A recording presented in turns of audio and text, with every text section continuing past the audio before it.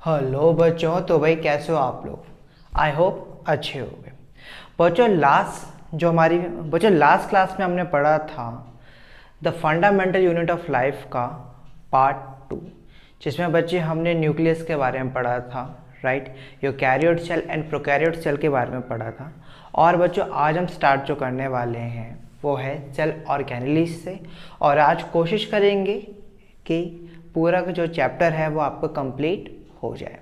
तो आइए तो बच्चों चलिए स्टार्ट करते हैं आज का लेक्चर, राइट।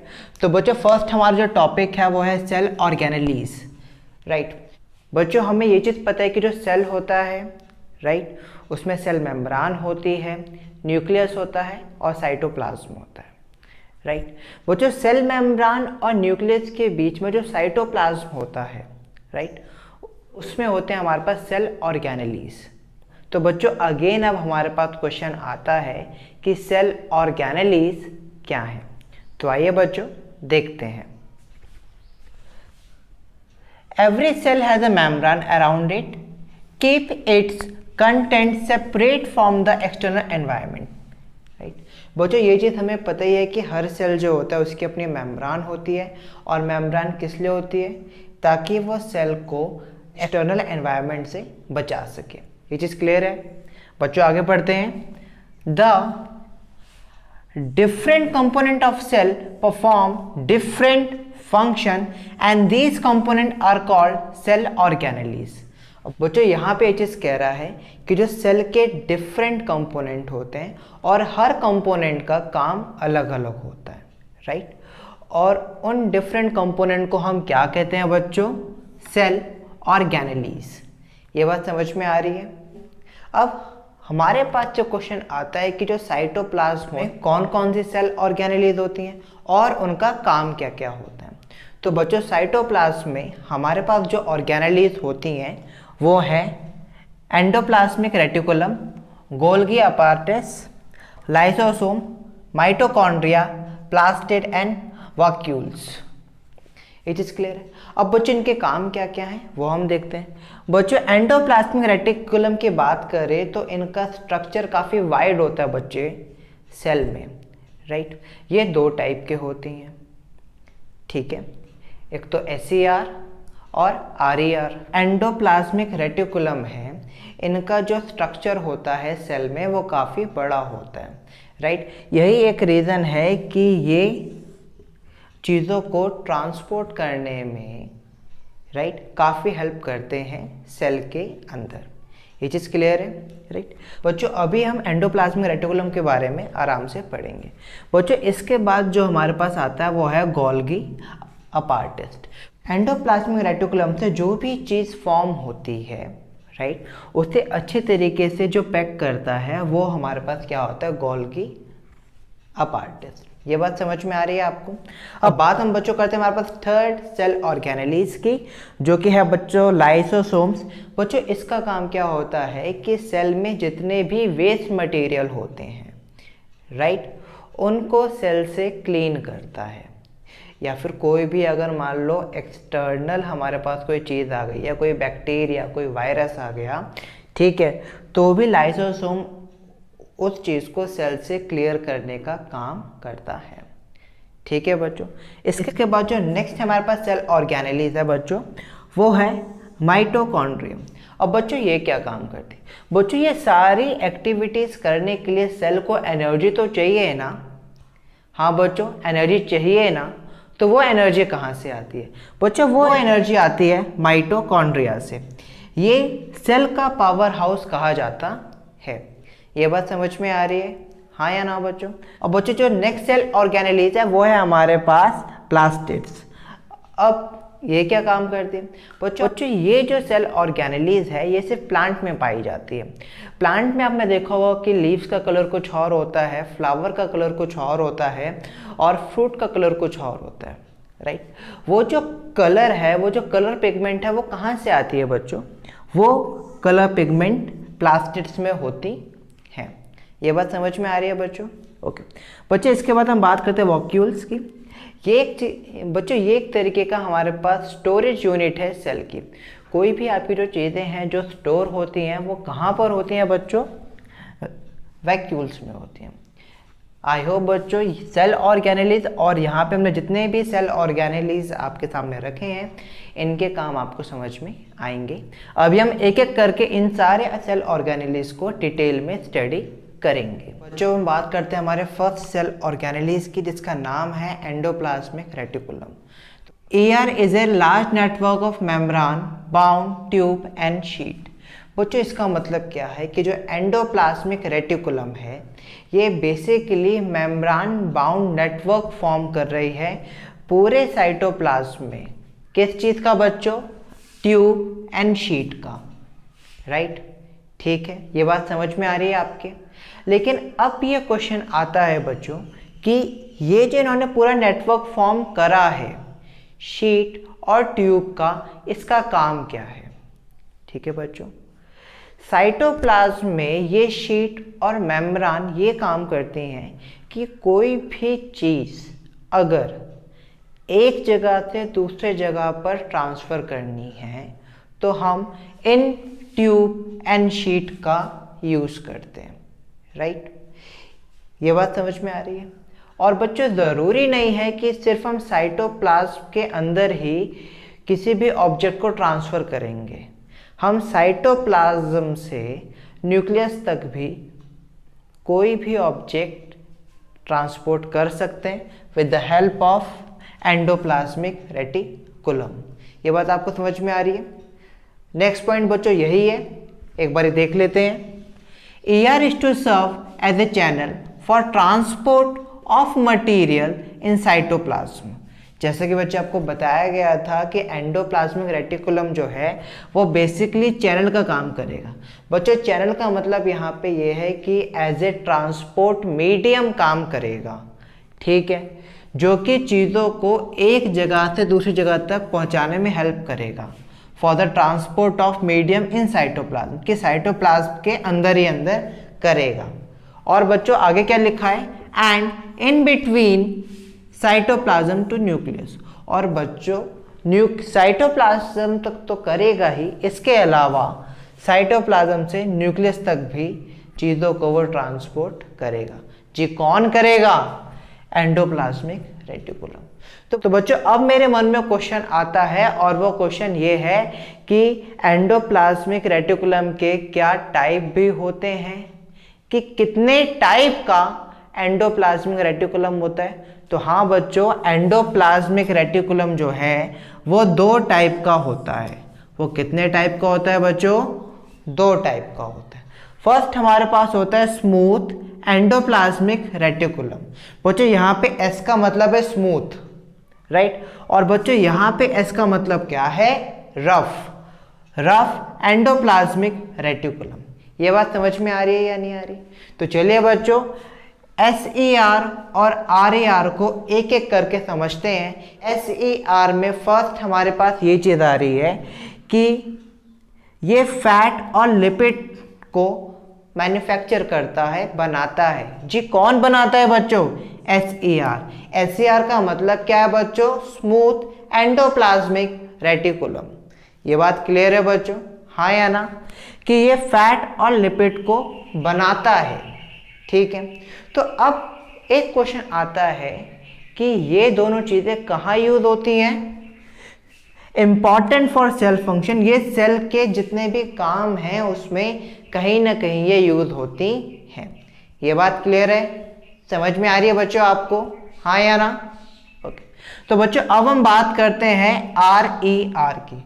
बच्चों RER क्या होता है? Rough endoplasmic reticulum. ये बात क्लियर है बच्चे? रफ एंडोप्लाज्मिक रेटिकुलम में हमने ये चीज देखी कि इसके सरफेस में बच्चों हमें क्या मिल रहा है? राइबोसोम्स मिल रहा है। इसके सरफेस में बच्चों क्या मिल रहा है हमें? राइबोसोम्स मिल रहा है। Ribosomes are the site of protein manufacture. बच्चों सेकंड पॉइंट में ये चीज कह रहे हैं कि जो राइबोसोम्स जहां पर भी होगा वहां पे इजिली प्रोटीन मैन्युफैक्चर हो जाएगा। ये बात समझ में आ रही है? तो बच्चों SER में क्या बन रहा था? फैट या फिर लिपिड बन रहा था। जो RER में क्या बन रहा है? प्रोटीन बन रहा है। राइट। यानी कि आप कहीं ना कहीं देखेंगे कि एंडोप्लाज्मिक रेटिकुलम जो है वो एक ट्रांसपोर्ट मीडियम तो है ही, इसके अलावा बच्चों ये फैट और प्रोटीन भी मैन्युफैक्चर कर रहा है। ये बात समझ में आ रही है बच्चों, हाँ या ना?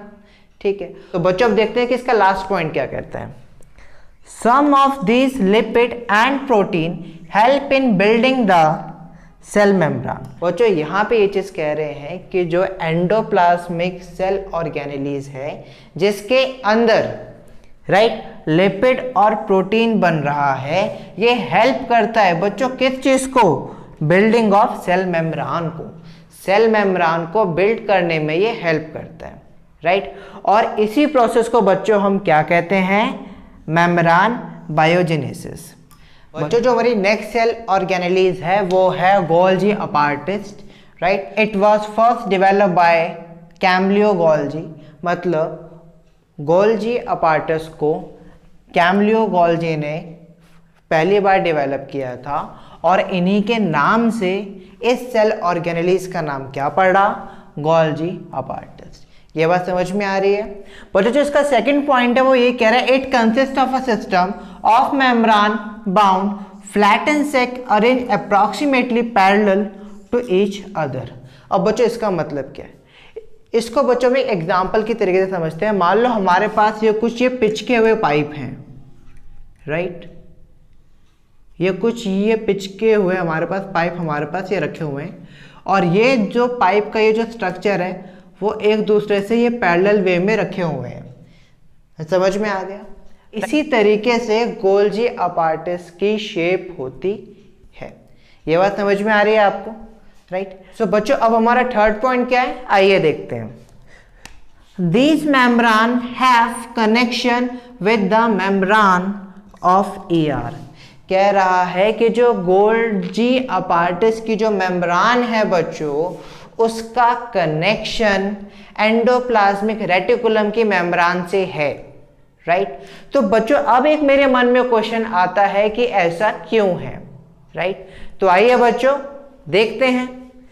नेक्स्ट पॉइंट में ये कह रहा है the material form in ER is packed and dispatch various targets inside and outside the cell, right. तो बच्चे आपके थर्ड पॉइंट में जो आपका क्वेश्चन डेवलप हुआ था उसका आंसर ये है कि गोल्जी अपार्टिस से ER की मेम्ब्रेन इसीलिए अटैच है या कांटेक्ट में है क्योंकि जो भी मटेरियल एंडोप्लाज्मिक रेटिकुलम में फॉर्म हो रहा है वो गोल्जी अपार्टिस में जाता है, राइट। और उसके बाद वो वहां पे क्या होता है? स्टोर होता है। उसके बाद अगर उसमें कोई मॉडिफिकेशन करना है तो उसकी कोई मॉडिफिकेशन करते हैं। इसके अलावा उसको पैकेज करते हैं और पैकेज करने के बाद क्या करते हैं बच्चों?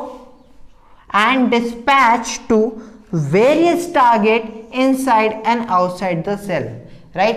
पैकेज करने के बाद उन्हें डिस्पैच करते हैं और अलग अलग डायरेक्शन में भेजते हैं, सेल के अंदर भी एंड सेल के बाहर भी, राइट। कहां से भेजते हैं बच्चों? गोल्जी अपार्टिस से भेजते हैं। अभी तक बच्चों आपको 4 पॉइंट करवाए गए हैं, इनमें कोई इश्यू तो नहीं है? हाँ, आइए बच्चों हम नेक्स्ट पॉइंट करते हैं। Its function include storage, modification and packaging of product in flatter sac। अब बच्चों हमारे पास ये आता है, अब बच्चों हमारे पास ये क्वेश्चन आता है कि सर आपने तो बता दिया कि स्टोरेज करता है, आपने ये भी बताया कि भाई मॉडिफिकेशन करता है और आप कह रहे हो कि भाई पैकेजिंग भी करता है, लेकिन ये सब गोल्जी अपार्टिस में होता कहाँ है? तो बच्चों ये जो आपकी फ्लैटन सैक आप ये देख रहे हो, राइट, इन्हीं के अंदर ये तीनों काम होते हैं जी। कौन कौन से काम होते हैं बच्चों? स्टोरेज भी करता है, कोई मॉडिफिकेशन हो तो बच्चों वो भी हो रही है एंड पैकेजिंग भी वहीं पे हो रही है। ये बात समझ में आ रही है बच्चों? सो बच्चों अब हम बात करते हैं लाइसोसोम्स की, राइट। बच्चों lysosomes are the membrane bound cell organelles with digestive enzyme. बच्चों ये एक तरीके का सेल ऑर्गेनेलीज है जिसमें बच्चों डाइजेस्टिव एंजाइम होते हैं।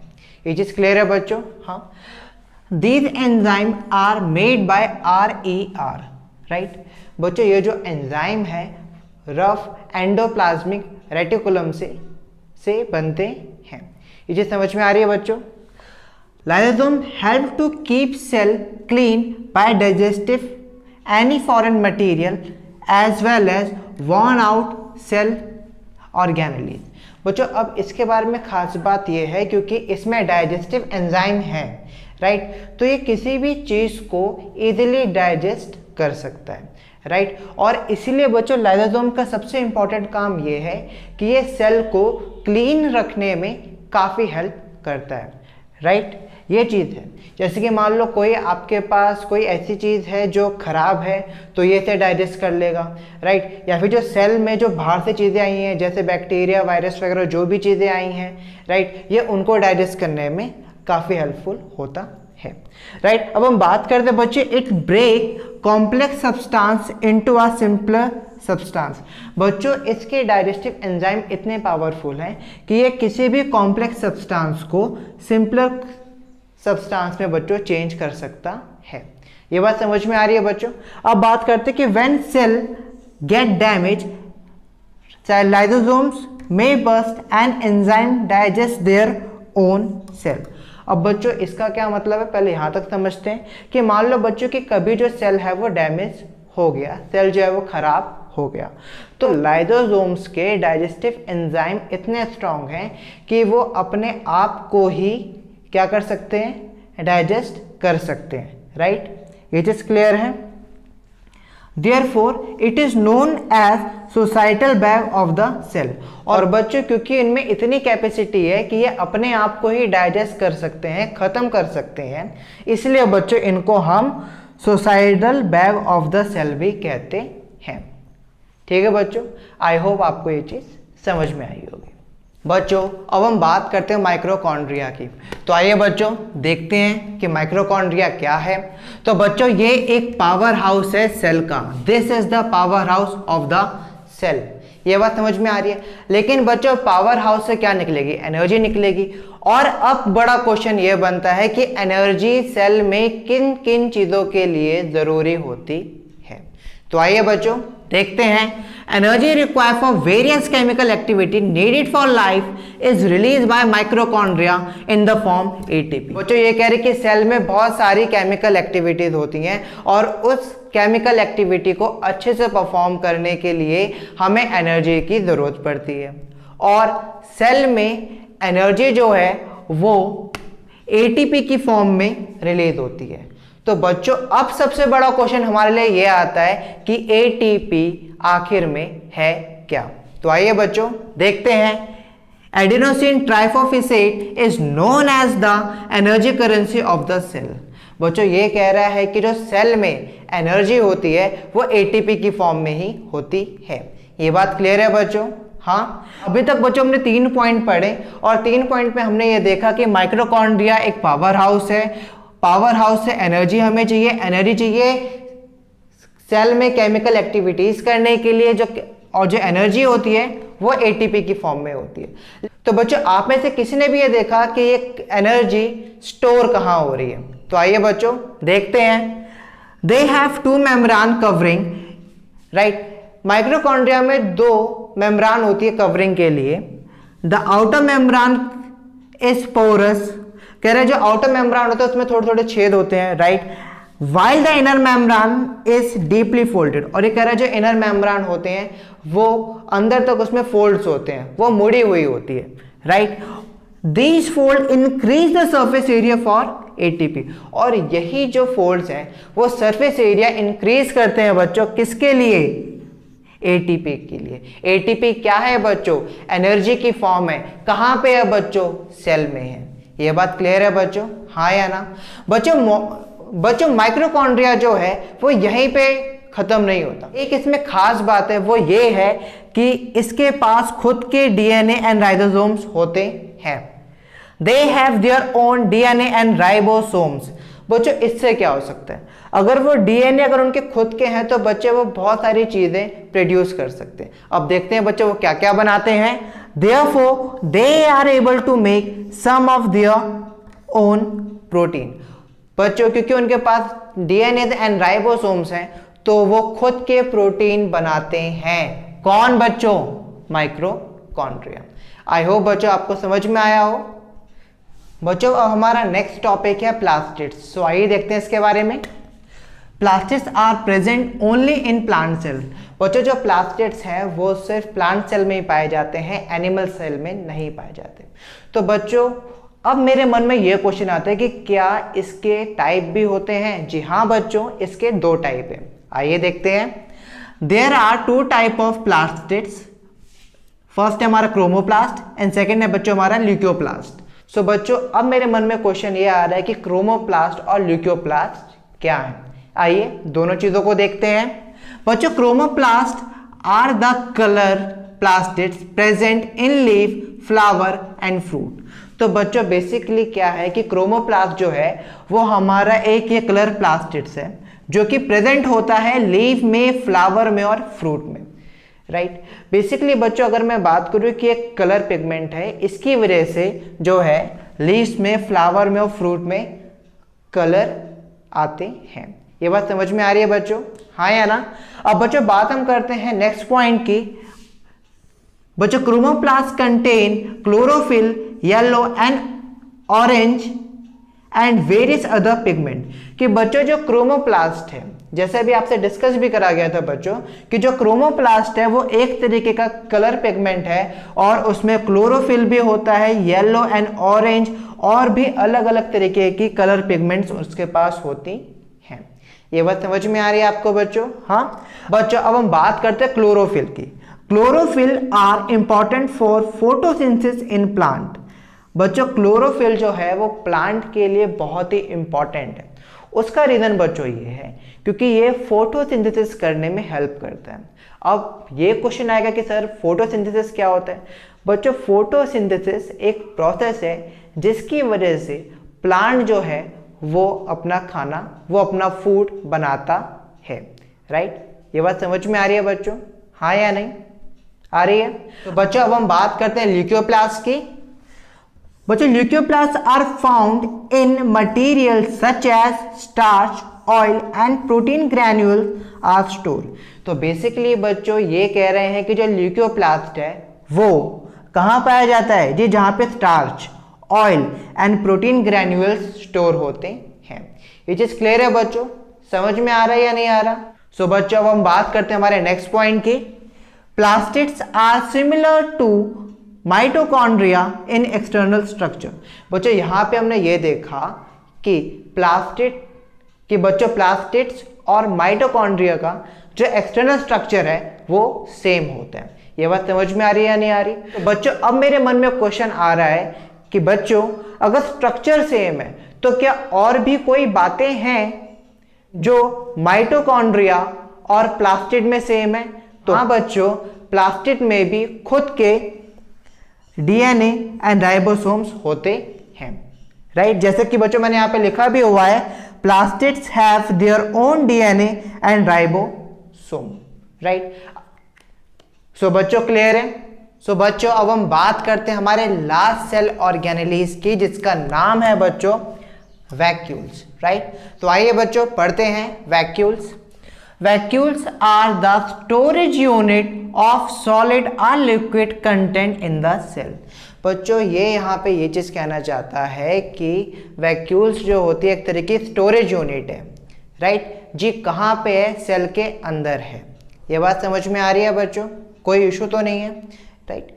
लेकिन बच्चों अब एक मेरे मन में क्वेश्चन ये आ रहा है कि अगर स्टोरेज यूनिट है तो इसका साइज छोटा है या बड़ा है?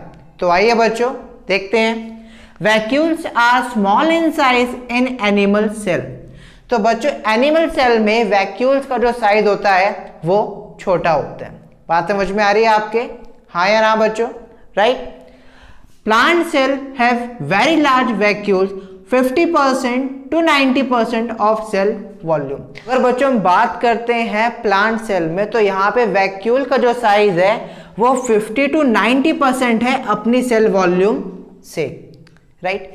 यानी कि बच्चों एनिमल सेल में वैक्यूल का जो साइज था वो काफी छोटा था और प्लांट सेल में वैक्यूल का जो साइज है वो काफी बड़ा है, approximate 50 to 90% of the cell volume.